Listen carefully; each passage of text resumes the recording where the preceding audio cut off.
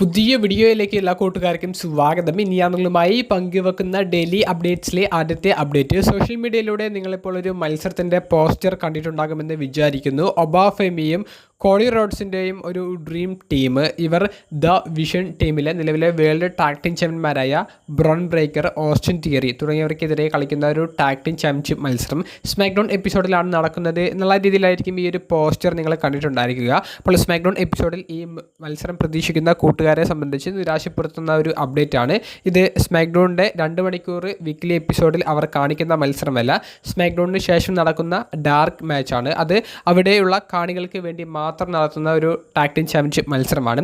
മത്സരത്തിൻ്റെ റിസൾട്ടിനെ സംബന്ധിച്ചിപ്പോൾ പറയുകയാണെങ്കിൽ ഡിസ്ക്വാളിഫിക്കേഷനിലൂടെ the vision team title return ചെയ്യാനാണ് സാധ്യത കൂടുതൽ. ഇനി ആരാധകരെ ഞെട്ടിപ്പിക്കാൻ വേണ്ടിയിട്ട് ഒബാഫെമിയെയും കോളി റോഡ്സിനെയും വിജയിപ്പിച്ചാൽ അതിലൊരു അത്ഭുതമുണ്ടെന്ന് പറയാൻ സാധിക്കും. പക്ഷേ അത്തരത്തിലുള്ള ഒരു റിസൾട്ട് നമ്മൾ പ്രതീക്ഷിക്കേണ്ടതില്ല. അപ്പോൾ ഈ മത്സരം സ്മാക്ഡൗണിൽ വെച്ച് നടക്കില്ല എന്നുള്ളത് ഓർമ്മപ്പെടുത്താൻ വേണ്ടിയിട്ടാണ് ഈ ഒരു അപ്ഡേറ്റ് പങ്കുവച്ചത്. രണ്ടാമത്തെ അപ്ഡേറ്റ്, ഓഗസ്റ്റ് 22-ാം തീയതി നടക്കാൻ പോകുന്ന സ്മാക്ഡൗൺ എപ്പിസോഡിൽ വെച്ച് നടക്കുന്ന CM പങ്ക് കൈവശമുള്ള അൺഡിസ്പ്യൂട്ടഡ് WWE ചാമ്പ്യൻഷിപ്പ് കെവിൻ ഓവൻസിനെതിരെ ഡിഫെൻഡ് ചെയ്യുന്ന ചാമ്പ്യൻഷിപ്പ് മത്സരത്തിൻ്റെ റിസൾട്ടിൻ്റെ പ്രഡിക്ഷൻ എങ്ങനെയായിരിക്കും എന്നുള്ളതിനെ സംബന്ധിച്ചാണ്. അതായത് കെവിൻ ഓവൻസ് ഒരു വർഷത്തിന് ശേഷം WWEയിലേക്ക് റിട്ടേൺ ചെയ്യുന്നത് സമ്മർ സ്ലാം 2026-ൻ്റെ 2ാമത്തെ ദിവസത്തിലെ ആദ്യ മത്സരത്തോട് കൂടിയിട്ടായിരുന്നു. നമ്പർ 1 കണ്ടൻഡേഴ്സ് മത്സരത്തിലൂടെ വന്ന കെവിൻ ഓവൻസ് അപ്രതീക്ഷിതമെന്നോണം ആ മത്സരത്തിൽ വിജയം കരസ്ഥമാക്കുകയും പുതിയ നമ്പർ 1 കണ്ടൻഡർ ആകുകയും ഓഗസ്റ്റ് 22-ാം തീയതി കാനഡ എന്ന് പറയുന്ന രാജ്യത്ത് വെച്ച് നടക്കുന്ന ഷോയിൽ CM പങ്കിനെതിരെ ചാമ്പ്യൻഷിപ്പ് മത്സരം വാങ്ങിച്ചെടുക്കുകയും ചെയ്തിട്ടുണ്ട്. അപ്പോൾ കെവിൻ ഓവൻസിന് അദ്ദേഹത്തിൻ്റെ സ്വന്തം രാജ്യത്ത് വെച്ച് നടക്കുന്ന ഒരു സ്മാക്ഡൗൺ എപ്പിസോഡിൽ വലിയൊരു സപ്പോർട്ട് കാണികളുടെ ഭാഗത്തു നിന്ന് ലഭിക്കും എന്നുണ്ടെങ്കിൽ പോലും കെവിൻ ഓവൻസ് വിജയിക്കുമെന്ന് നമുക്ക് പറയാൻ സാധിക്കില്ല. അപ്പോൾ ഇതിൻ്റെ ഒരു ഔട്ട്കംസ് നമ്മൾ നോക്കുകയാണെങ്കിൽ 2 പോസിബിലിറ്റീസ് ആണ് ഉള്ളത്. കെവിൻ ഓവൻസ് പരാജയപ്പെടും എന്നുള്ളത് തന്നെയാണ് 2 പോസിബിലിറ്റീസ്. അതിൽ ഒന്ന്, CM പങ്ക് ക്ലീനായിട്ട് കെവിൻ ഓവൻസിനെ പരാജയപ്പെടുത്തും. അതിൻ്റെ സാധ്യത എത്രത്തോളം ഉണ്ട് എന്ന് ചോദിക്കുമ്പോൾ റിട്ടേൺ ചെയ്ത് വന്ന കെവിൻ ഓവൻസിനെ ഒറ്റയടിക്ക് ക്ലീനായിട്ട് പരാജയപ്പെടുത്തിയാൽ, അല്ലെങ്കിൽ CM പങ്കിനെ ക്ലീനായിട്ട് വിജയിപ്പിച്ച് CM പങ്കിനെ വലിയ പവർഫുള്ളാക്കി കാണിച്ചാൽ അത് കെവിൻ ഓവൻസിന് ഇപ്പോൾ ലഭിച്ചുകൊണ്ടിരിക്കുന്ന മൊമെൻറ്റത്തെ നല്ല രീതിയിൽ ബാധിക്കും. രണ്ടാമത്തെ ഒരു റിസൾട്ടിൻ്റെ സാധ്യത എന്ന് പറയുന്നത് പുറത്തു നിന്നുള്ള സൂപ്പർ സ്റ്റാർസിൻ്റെ ഒരു ഇടപെടലാണ്. അതിന് സാധ്യത വളരെ കൂടുതലാണ്. ഇപ്പോൾ സാമി സെയിൻ തന്നെ കെവിൻ ഓവൻസ് റിട്ടേൺ ചെയ്തതും CM പങ്കിൻ്റെ ചലഞ്ചറായിട്ട് മാറിയതിലും കെവിൻ ഓവൻസിനോട് തന്നെ ഡയറക്റ്റ് അതിലുള്ള ഒരു അതൃപ്തി അറിയിച്ചിട്ടുണ്ട്. CM പങ്കിനോടും അതൃപ്തി അറിയിക്കുന്നത് നമുക്ക് സ്മാക്ഡൗണിൽ കാണാൻ സാധിച്ചു. അപ്പോൾ സാമി സെയിൻ്റെ ഒരു ഇൻ്റർഫിയറൻസിന് വലിയ സാധ്യതയുണ്ട്. കൂടാതെ ഗുന്തർ എന്ന് പറയുന്ന മുൻ വേൾഡ് ഹെവി വെയ്റ്റ് ചാമ്പ്യൻ്റെ ഒരു ഇൻ്റർഫിയറൻസിനും സാധ്യതയുണ്ട്. ഗുന്തർ ഓൾറെഡി താനാണ് അടുത്ത നമ്പർ 1 കണ്ടൻഡർ എന്നൊക്കെ പറഞ്ഞ് നടക്കുന്നുണ്ട്. താനാണ് വേൾഡ് ടൈറ്റിൽ പിക്ചറിൽ എപ്പോൾ വേണ്ടത് എന്നൊക്കെ പറഞ്ഞ് നടക്കുന്നുണ്ട്. അപ്പോൾ ഈ 2 റെസ്ലേഴ്സിൻ്റെ ഒരു ഇടപെടൽ നമുക്ക് ഈ ഒരു ചാമ്പ്യൻഷിപ്പ് മത്സരത്തിൽ പ്രതീക്ഷിക്കാം. അപ്പോൾ രണ്ടാമത്തെ ഓപ്ഷനാണ് സാധ്യത കൂടുതലുള്ളത്. എങ്ങനെ നടന്നാലും കെവിൻ ഓവൻസ് പുതിയ ചാമ്പ്യനാകാൻ സാധ്യത ഇല്ല എന്നാണ് എൻ്റെ പ്രഡിക്ഷൻ. നിങ്ങളുടെ അഭിപ്രായങ്ങൾ കമൻറ്റ് ബോക്സിൽ രേഖപ്പെടുത്തുക.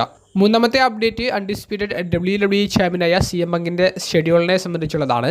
ഒക്ടോബർ മാസം വരെയുള്ള CM പങ്കിൻ്റെ ഷെഡ്യൂൾ, CM പങ്ക് ഏതൊക്കെ ഷോയിലാണ് വരുന്നത് എന്നുള്ളതിനെ സംബന്ധിച്ചുള്ളൊരു ഷെഡ്യൂൾ ഒഫീഷ്യലായി WWE നിലവിൽ പുറത്തേക്കിട്ടിട്ടുണ്ട്. ആ ഒരു പോസ്റ്റർ നമ്മൾ പരിശോധിക്കുകയാണെങ്കിൽ CM പങ്ക് ഒക്ടോബർ മാസം വരെ എല്ലാ സ്മാക്ഡൗൺ എപ്പിസോഡിലും വരുന്നുണ്ട് എന്നുള്ളത് നമുക്ക് ഒറ്റ നോട്ടത്തിൽ കാണാൻ സാധിക്കും. ഇടയ്ക്ക് 1-2 സ്മാക്ഡൗൺസ് മിസ്സാക്കുന്നുണ്ട് എന്നാണെങ്കിലും അദ്ദേഹത്തിൻ്റെ ആക്റ്റീവ് സ്റ്റോറി നമുക്ക് സ്മാക്ഡൗണിൽ കാണാൻ സാധിക്കും എന്നുള്ളതിൽ യാതൊരുവിധ തർക്കവുമില്ല. ഇനി മേജർ ഷോസ് നമ്മൾ നോക്കുകയാണെങ്കിൽ ഇതിനിടയിൽ നടക്കുന്ന സൺഡേ നൈറ്റ്സ് മെയിൻ ഇവൻ്റ് എന്ന് പറയുന്ന സ്പെഷ്യൽ വീക്ക്ലി എപ്പിസോഡിൽ അദ്ദേഹം വരുന്നുണ്ട്. ഇത് കൂടാതെ അദ്ദേഹം money in the bank premium live ഇവൻറ്റിൽ പങ്കെടുക്കുന്നില്ല എന്നുള്ളതാണ് മറ്റൊരു പ്രത്യേകത.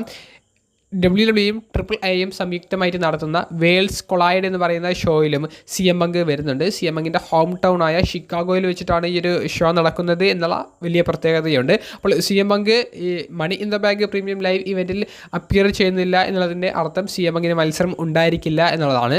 കാരണം money in the bank briefcase മത്സരങ്ങൾക്കാണ് അവിടെ കൂടുതൽ പ്രാധാന്യമുള്ളത്. ചാമ്പ്യൻഷിപ്പ് മത്സരങ്ങളെക്കാൾ കൂടുതൽ പ്രാധാന്യം money in the bank briefcase മത്സരങ്ങൾക്കാണ്.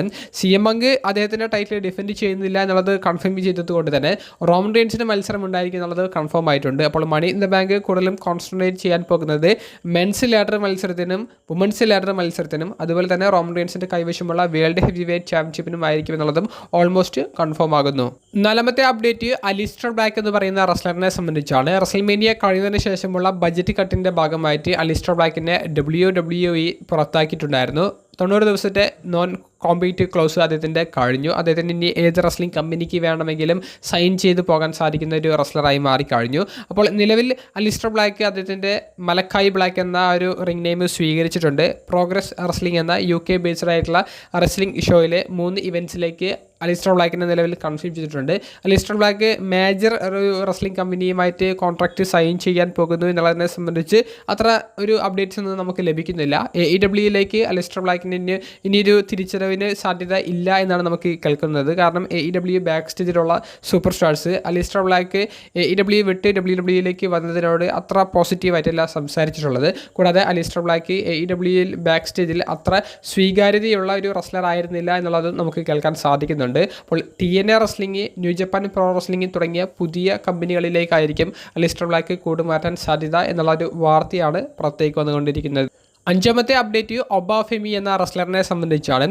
WWE മുൻ ചാമ്പ്യനായ ജിന്ദർ മഹാൽ ഇക്കഴിഞ്ഞ ദിവസത്തെ ഒരു പോഡ്കാസ്റ്റിൽ അദ്ദേഹം വെളിപ്പെടുത്തുന്നത് ഒബാഫെമി എന്ന് പറയുന്ന റെസ്ലറിനെ WWE ഇനി എങ്ങനെ ഉപയോഗിക്കണം എന്നുള്ളതിനെ സംബന്ധിച്ചാണ്. അപ്പോൾ ജിന്ദർ മഹാലിൻ്റെ അഭിപ്രായം അനുസരിച്ച് ബ്രോക്ക് ലെസ്നർ ഡെബ്യൂ ചെയ്ത സമയത്ത് ബ്രോക്ക് ലെസ്നറിന് കൊടുത്ത രീതിയിലുള്ള ഒരു പ്രസൻറ്റേഷനാണ് ഒബാഫെമിക്ക് ഇനി കൊടുക്കേണ്ടത് എന്നാണ്. അതായത് ഒബാഫെമി ഇപ്പോൾ നല്ല രീതിയിൽ ആളുകളുമായിട്ട് കണക്ട് ചെയ്യപ്പെട്ടിട്ടുണ്ട്. അതായത് ഇപ്പോൾ റെസ്ലിംഗ് ഫോളോ ചെയ്യുന്നവരായാലും റെസ്ലിംഗ് വലിയ രീതിയിൽ ആക്റ്റീവായിട്ട് ഫോളോ ചെയ്യാത്തവരായാലും എല്ലാവർക്കും ഇടയിൽ ഒബാഫെമിക്ക് ഒരു പേര് ഉണ്ടാക്കിയെടുക്കാൻ സാധിച്ചിട്ടുണ്ട്. ഇനി ഈ കഥാപാത്രത്തെ ആളുകളിലേക്ക് നല്ലതുപോലെ കണക്ട് ചെയ്യണം. അതിന് ബ്രോക്ക് ലെസ്നറിന് കൊടുത്തതുപോലെ ഒരു ഹീൽ ടേൺ, ഒരു വില്ലൻ കഥാപാത്രം ഒബാഫെമിക്ക് കൊടുക്കണം. ബ്രോക്കിനെ എങ്ങനെയാണോ പ്രസൻറ്റ് ചെയ്തത് അതുപോലെ ഒബാഫെമിയെ പ്രസൻറ്റ് ചെയ്യണമെന്നാണ് ജിന്ദർ മഹാൽ പറയുന്നത്. എല്ലാവരെയും ആക്രമിക്കുന്ന, എല്ലാതും ഡിസ്ട്രോയ് ചെയ്യുന്ന ബ്രോക്കിൻ്റെ തുടക്കകാലത്തിലെ ആ ഒരു ക്യാരക്ടറിന് സമാന രീതിയിൽ അതുപോലെ ഒബാഫെമിയെ ബുക്ക് ചെയ്യുകയും ഒബാഫെമിയെ നല്ലൊരു ഹീൽ റെസ്ലറാക്കി മാറ്റുകയും ചെയ്യണം. കൂടാതെ പോൾ ഹെയ്മനെയും ഒബാഫെമിയുടെ കൂടെ ഇട്ടുകൊടുത്ത് ചിലപ്പോൾ ഒബാഫെമി കൃത്യമായി ബ്രോക്ക് ലെസ്നറിൻ്റെ അതേ പാതയിലേക്ക് എത്താൻ സാധ്യതയുള്ള റെസ്ലറാണെന്നാണ് ജിന്ദർ മഹാൽ പറയുന്നത്.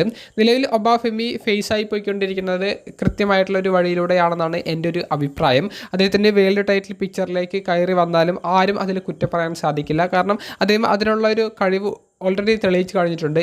ഇപ്പോൾ തന്നെ അദ്ദേഹത്തെ വില്ലനാക്കുന്നതിൽ എനിക്ക് അത്ര പോസിറ്റീവായിട്ടല്ല സംസാരിക്കാനുള്ളത്. പക്ഷേ ജിന്ദർ മഹാലിൻ്റെ ഈ ഒരു അഭിപ്രായം കേട്ടതിന് ശേഷം ഒബാഫെമിയെ വില്ലനാക്കി കാണിച്ചാലും ചിത്രീകരിച്ചാലും അതിലൊരു തെറ്റ് നമുക്ക് കണ്ടെത്താൻ സാധിക്കില്ലെന്നും തോന്നുന്നു. എന്താണ് നിങ്ങളുടെ അഭിപ്രായം? നിങ്ങളുടെ പ്രതികരണം കമൻറ്റ് ബോക്സിൽ രേഖപ്പെടുത്തുക.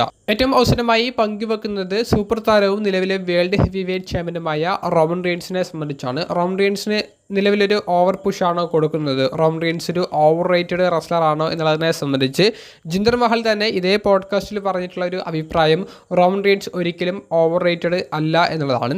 റോമൻ റെയിൻസിനെ പോലെയുള്ള ഒരു സൈക്കോളജി, റോമൻ റെയിൻസിനെ പോലെയുള്ള ഒരു ഓറ സൃഷ്ടിക്കാൻ സാധിക്കുന്ന ഏത് റെസ്ലറുണ്ട് എന്നാണ് ജിന്ദർ മഹാൽ ചോദിക്കുന്നത്. റോമൻ റെയിൻസിനെ പോലെ ഇപ്പോൾ ഒരു ബോക്സ് ഓഫീസ് അട്രാക്ഷനുള്ള മറ്റ് റെസ്ലർ ഉണ്ടെങ്കിൽ അവരുടെ പേര് പറയൂ എന്നുള്ളതാണ് ജിന്ദർ മഹാൽ പറയുന്നത്.